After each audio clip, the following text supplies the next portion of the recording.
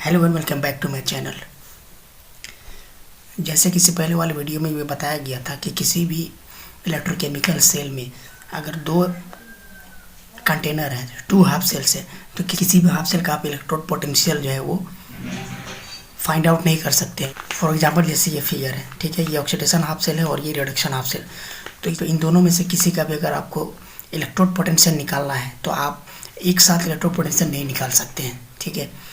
किसी का भी इलेक्ट्रोड पोटेंशियल आप नहीं निकाल सकते हैं। मतलब अगर आप इसका चाहे या इसका चाहे, अगर दोनों हाफ सेल एक दूसरे से जुड़ा हुआ है, ठीक है, अब एक में कॉपर इलेक्ट्रोड रहे और एक में जिंक इलेक्ट्रोड रहे, तो आप निकाल नहीं पाएंगे। तो इसको निकालने के लिए क्या होगा कि आपको किसी एक का निकालना होगा इंडिविजुअल, और उसके लिए निकालने के लिए क्या करना होगा, आपको हाइड्रोजन इलेक्ट्रोड यानी कि एक रेफरेंस इलेक्ट्रोड का सहारा लेना होगा, जो कि हाइड्रोजन इलेक्ट्रोड होता है, ठीक है। हाइड्रोजन इलेक्ट्रोड की मदद से किसी एक का आप इलेक्ट्रोड पोटेंशियल निकाल सकते हैं। अब चाहे वो ऑक्सीडेशन पोटेंशियल हो, चाहे वो रिडक्शन पोटेंशियल हो। अगर आप इस सेल में, this is a electrochemical cell and in this cell we can not find out the particular electrode potential for each of these cells simultaneously. Only we can find out the difference of electrode potential, which is also known as cell potential. तो हम लोग इन दोनों का cell potential का difference निकाल सकते हैं, cell electrode potential का डिफरेंस निकाल सकते हैं, ठीक है।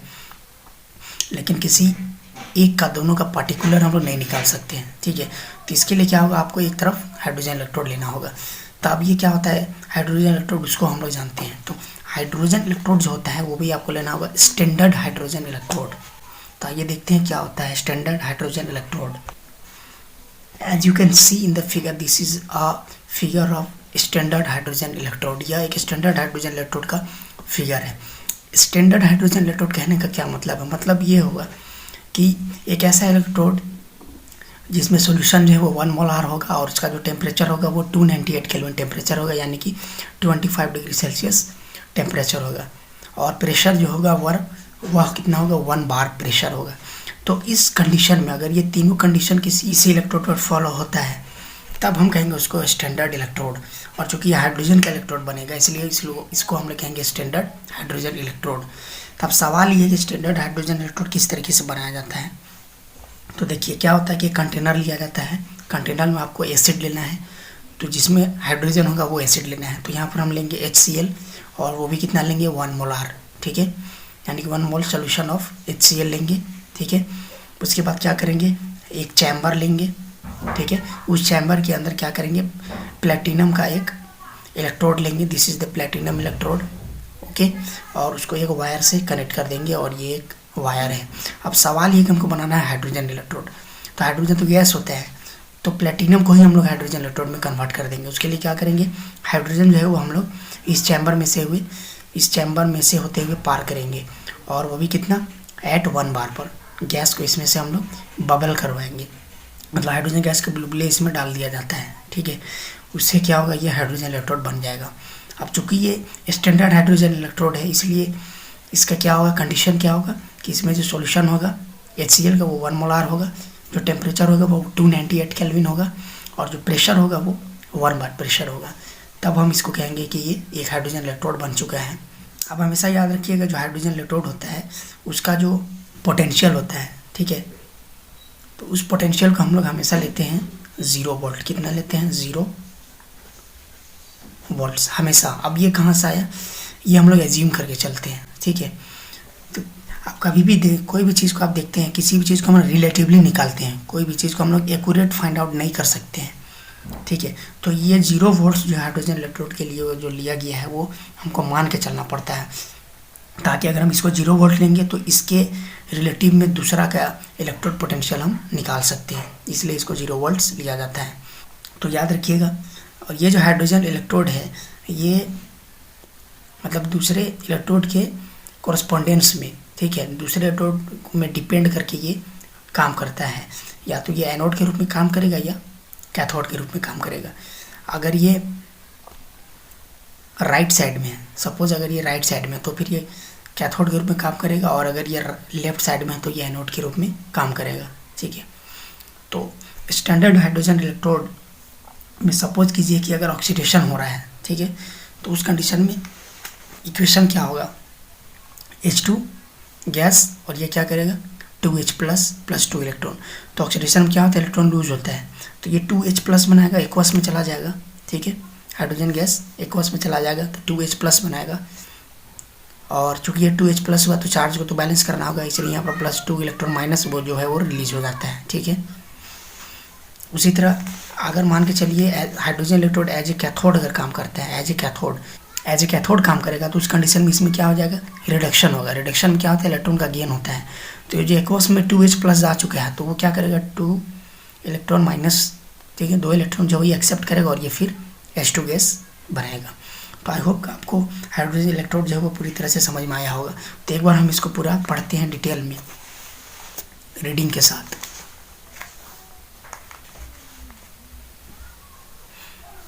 SHE standard hydrogen electrode. The standard hydrogen electrode is consisted of a container which contain 1 molar HCl solution kept at 298 Kelvin temperature. A wire containing platinum electrode coated with platinum black is immersed in the solution. 1 molar solution लेना 298 kelvin में लेना है और साथ ही साथ एक platinum electrode लेना है, और वो भी प्लेटिनम इलेक्ट्रोड जो है वो प्लेटिनम ब्लैक की से इमर्ज किया हुआ रहेगा, पानी में मतलब डाला हुआ रहेगा, सॉरी सॉल्यूशन में डाला हुआ रहेगा। A pure hydrogen gas is bubbled in the solution at 1 bar pressure. और फिर हाइड्रोजन गैस का बबल जो है उसमें क्या किया जाए, हाइड्रोजन गैस को बबल किया जाएगा 1 बार प्रेशर में। The potential of hydrogen electrode is taken as 0 volt. तो इसका जो पोटेंशियल होगा वो 0 वोल्ट लिया जाएगा एट ऑल टेम्परेचर्स, सभी टेम्परेचर्स के लिए, इस चेंज कभी नहीं होगा, ये हमेशा 0 ही रहेगा। The standard hydrogen electrode may acts as anode और cathode depending upon the nature of the other electrode. अब ये क्या ये इलेक्ट्रोड है, यानी स्टैंडर्ड हाइड्रोजन इलेक्ट्रोड है, या तो आपका ये एनोड के रूप में काम करेगा या कैथोड के रूप में काम करेगा, depending upon the nature of the other electrode. दूसरा इलेक्ट्रोड कौन सा इलेक्ट्रोड है उस पर डिपेंड करके ये काम करेगा। It acts as anode then oxidation takes place as, इस तरीके से। अगर ये कैथोड के रूप में काम करता है तो रिडक्शन टेक्स प्लेस, इस तरीके से रिडक्शन होगा जो कि मैंने पहले बताया। और ये पूरा जो है इसका फिगर है। अब इसको पूरी तरह से इसका कैसे यूज होता है इसको समझने के लिए आइए हम लोग किसी एक इलेक्ट्रोड का हम लोग इलेक्ट्रोड पोटेंशियल निकाल के चेक करते हैं।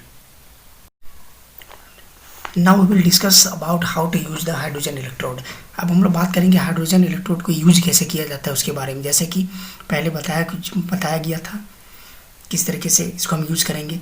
तो देखिए, किसी भी इलेक्ट्रोड का अगर आपको इलेक्ट्रोड पोटेंशियल निकालना है एक्यूरेट, ठीक है, तो उसके लिए एक रेफरेंस इलेक्ट्रोड लिया जाएगा।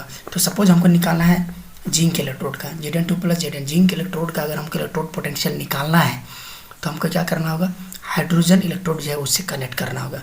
तो इस पर्पज़ के लिए क्या होता है, सेटअप कुछ इस तरीके से तैयार किया जाता है, ठीक है।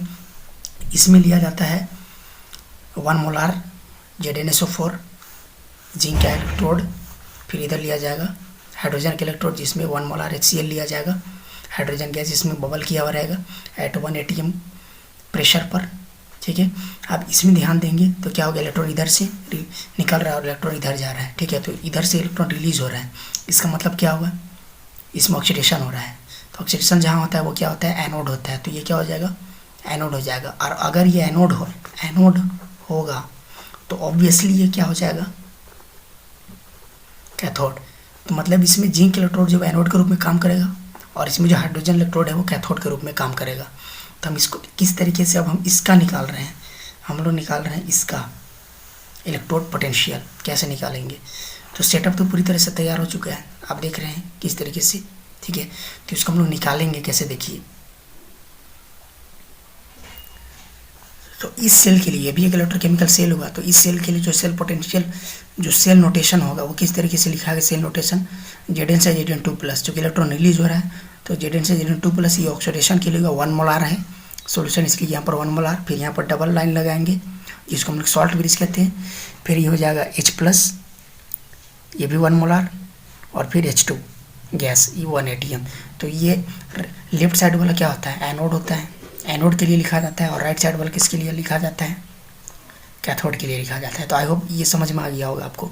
नेक्स्ट हम क्या करेंगे, इसका हम निकालेंगे EMF, ठीक है। तो EMF का फॉर्मूला क्या होता है, E nought cell, standard cell potential, ठीक है। तो इसकी इज इक्वल टू क्या हो जाएगा formula, E nought cell is equal to E nought right minus E nought left. तो देखिए राइट में क्या है और लेफ्ट में क्या है वो हमको देखना होगा। तो राइट में कौन सा इलेक्ट्रोड है देखिए आप, तो राइट में जो इलेक्ट्रोड है वो कौन सा इलेक्ट्रोड है, हाइड्रोजन इलेक्ट्रोड है, और लेफ्ट में कौन सा इलेक्ट्रोड है, जिंक इलेक्ट्रोड है। तो हाइड्रोजन इलेक्ट्रोड के लिए हम लोग यहाँ पर देखते हैं, तो यहाँ पर लिखेंगे हाइड्रोजन इलेक्ट्रोड ये E0 H+ से H2 और माइनस E0 Zn से Zn2+। अब चूंकि ये हाइड्रोजन इलेक्ट्रोड है तो हाइड्रोजन इलेक्ट्रोड जो पोटेंशियल होगा वो कितना हो जाएगा, 0। ठीक, अब E0 सेल जो है वो, ये दोनों का जो डिफरेंस होता है, ठीक है, वो कितना होता है 0.76। ये हमको लेना पड़ता है 0.76। ठीक है, अब ये कहाँ से आया 0.76, तो ये प्रैक्टिकली ऐसा देखा जाता है हाइड्रोजन इलेक्ट्रोड और जो जिंक इलेक्ट्रोड है उन दोनों के बीच का जो इलेक्ट्रोड पोटेंशियल का जो डिफरेंस होता है वो 0.76 होता है, इसलिए यहाँ पर ये दोनों का डिफरेंस जो है 0.76 लिया गया है। अब यहाँ पर चूँकि हाइड्रोजन इलेक्ट्रोड को हम जानते हैं इसका पोटेंशियल, इलेक्ट्रोड पोटेंशियल कितना होता है, जो पोटेंशियल होता है वो कितना होता है, 0 होता है, इसलिए यहाँ पर लेंगे 0 माइनस E0 Zn से Zn2+ लेंगे। ठीक है, तो हमको निकालना किसके लिए है, इसी के लिए निकालना है, जिंक इलेक्ट्रोड के लिए। तो ये 0.76 हो गया, ये 0 माइनस E, तो इसको हम इधर ले सकते हैं। तो इसको अगर हम इधर ले आए तो ये क्या हो जाएगा, ये माइनस में, तो ये प्लस, 0 तो इसका कोई वैल्यू नहीं, ख़त्म हो गया, फिर ये इधर आ जाएगा, तो इधर आने से क्या हो जाएगा, माइनस। तो इस तरीके से आपने देखा कि जिंक इलेक्ट्रोड का जो इलेक्ट्रोड पोटेंशियल होगा वो कितना हो जाएगा, माइनस 0.76 वोल्ट। और ये कौन सा पोटेंशियल हो जाएगा, ऑक्सीडेशन पोटेंशियल, जो कि Zn से Zn2+ हो रहा है। तो this is the standard oxidation potential of zinc electrode. तो आई होप ये आपको समझ में आया होगा पूरी तरह से। इसी तरह अगर हम लोग निकालना चाहें कॉपर इलेक्ट्रोड के लिए तो उसको भी हम लोग निकाल सकते हैं। किस तरीके से, suppose that we have to find out the electrode potential of copper electrode. तो कॉपर इलेक्ट्रोड का इलेक्ट्रोड पोटेंशियल कैसे निकालेंगे, तो उसके लिए क्या करेंगे, लेफ्ट साइड जो है वो हाइड्रोजन इलेक्ट्रोड लेना होगा और राइट साइड कॉपर इलेक्ट्रोड लेना होगा। जैसे यहाँ पर लिखा होगा कॉपर इलेक्ट्रोड, हाइड्रोजन इलेक्ट्रोड, यहाँ से इलेक्ट्रॉन निकल के इधर जा रहा है, इट मीन्स क्या होगा कि ये एनोड जैसे काम करेगा, that is hydrogen electrode act as anode, और ये क्या हो जाएगा कॉपर इलेक्ट्रोड। तो in this cell copper electrode act as cathode, तो इसमें ये कैथोड के रूप में काम करेगा। ठीक है, तो आई होप ये आपको समझ में आया होगा। तो सेटअप कुछ इस तरीके से तैयार किया जाता है। इसमें जो लैंग्वेज होता है वो भी बहुत ईजी है, आप बुक से लिख सकते हैं। इसको आप कैसे करेंगे, कैसे निकालेंगे, बहुत ईजी है। तो इसमें भी वही फंडा यूज़ करना होगा, E0 cell is equal to E0 R यानी राइट माइनस E0 लेफ्ट। तो राइट में इसमें क्या है, कॉपर इलेक्ट्रोड है, तो कॉपर इलेक्ट्रोड का हम लेंगे यहाँ पर। तो कॉपर इलेक्ट्रोड के लिए क्या हो जाएगा, E0 Cu2+ Cu minus E0 H+ H2, और ये Cu2+ Cu क्या हो रहा है, ये इलेक्ट्रॉन एक्सेप्ट कर रहा है, तो this is the reduction potential and this is the oxidation potential. Okay, तब ये दोनों का जो डिफरेंस होता है कॉपर इलेक्ट्रोड और हाइड्रोजन इलेक्ट्रोड का, जो इलेक्ट्रोड पोटेंशियल का जो डिफरेंस होता है वो होता है 0.34। तो ये हमको प्रैक्टिकली मिलता है, ठीक है, वोल्टमीटर के द्वारा। तो यहाँ पर हम 0.34 ले सकते हैं। फिर यहाँ पर लिखेंगे E0 Cu2+ Cu माइनस, ये हाइड्रोजन इलेक्ट्रोड है और हाइड्रोजन इलेक्ट्रोड का जो पोटेंशियल होता है वो 0 होता है, इसलिए यहाँ पर लेंगे 0। तो फिर इसको अगर हम सॉल्व करें तो क्या हो जाएगा, देखिए इसको हम इधर ले, ये देखिए ये 0 तो पूरा ख़त्म हो गया। तो E0 से रिजल्ट कितना 0.34, तो E0 Cu2+ Cu is equal two plus 0.34 volt. So this is the electrode potential of copper electrode. और ये क्या हो जाएगा, Cu2+ Cu हो रहा है, मतलब इलेक्ट्रॉन इसमें कम था, तो इलेक्ट्रॉन का इसमें क्या हो रहा है, एक्सेप्ट कर रहा है ये इलेक्ट्रॉन इसमें। इट मीन्स क्या होगा, ये क्या हो जाएगा, रिडक्शन पोटेंशियल होगा, रिडक्शन पोटेंशियल, वो भी कौन सा, स्टैंडर्ड, चूँकि नॉट यहाँ पर लगा हुआ है। ठीक है, तो आई होप आपको समझ में आ गया होगा किस तरीके से हाइड्रोजन इलेक्ट्रोड को हम लोग यूज़ करते हैं इलेक्ट्रोड पोटेंशियल निकालने के लिए। इसके बाद नेक्स्ट वीडियो हम लोग पढ़ेंगे इलेक्ट्रोकेमिकल सीरीज। सो तब तक के लिए थैंक्स एंड बाय बाय।